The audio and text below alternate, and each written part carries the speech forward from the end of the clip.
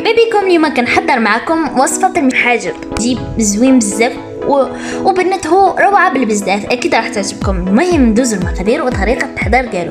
عندي 2 قصريات ديال السميد المتوسط، وعندي قصريه ديال الدقيق، وعندي شويه تاع ملح وشويه تاع خميره الخبز، وعندي شويه تاع زيت النباتي، وغادي نخلطوهم مزيان وغادي نجمعهم بالماء دافئ بحال هكا.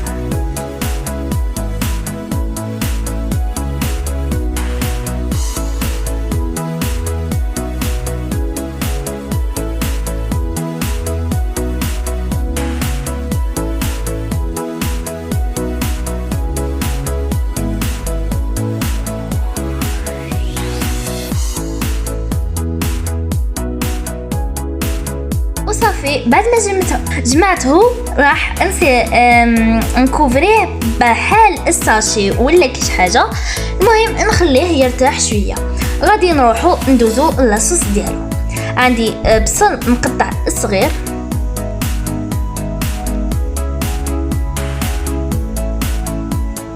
وعندي فلفله حاره، اذا تبغيو نتوما الحار ديروا الحار ولا الحلو، وعندي طوماطيش غنقطعها بحال هكا، وغادي نزيد شويه تاع الزيت النباتي، وغادي نضيفو شويه ديال الملح، وغادي نديرو شويه تاع فلفل احمر، ونخليهم يطيبوا على غطهم، وغادي نطحنوا لاصوص ديالنا. وهنا بعد ما طاب كلشي مع بعض راح ندوزو العجينه ديالنا.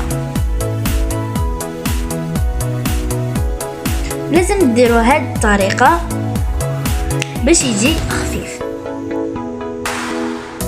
وصافي كنبدا ندخل اليد ديالي في الخليط كما كتشوفوا. هذه الطريقه كتعاوني بزاف ان ما ندكوش العجينه، ما كاينه ما يخلنا لا وقت لا مجهود، وكيجي ناجح 100% وخفيف. وغادي نتركو يرتاح ثانيك، وغادي نشكلو الكريات تاعنا بهذا الشكل.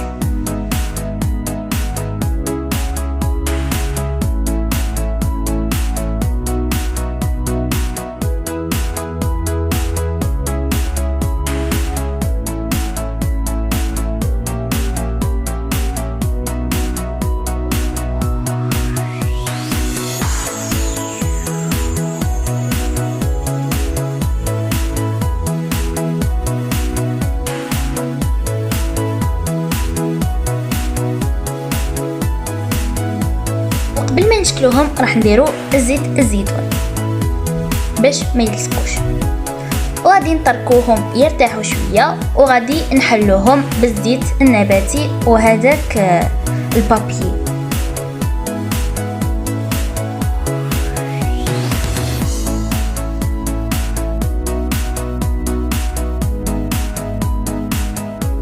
وغادي نحلوها بزاف كبيره، وغادي نشكلوها كيما الرساله بهذا الشكل، وغادي نديرو لاصوص تاعنا ونديروها بحال هكا.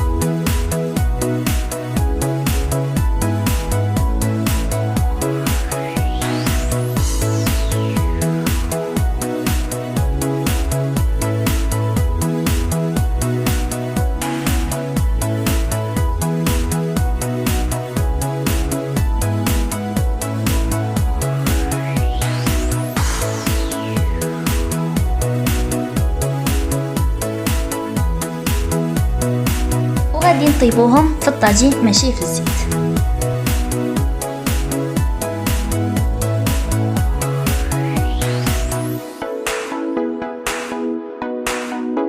وهنا بعد ما طابوا شوف كيفاش جاو خفاف بزاف وزوينين وناجحين 100%. جربوهم ما راحش تندموا عليهم. وصلنا لفنترا فيديو، نقولكم مع السلامه، باي باي، الى فيديو اخر ان شاء الله.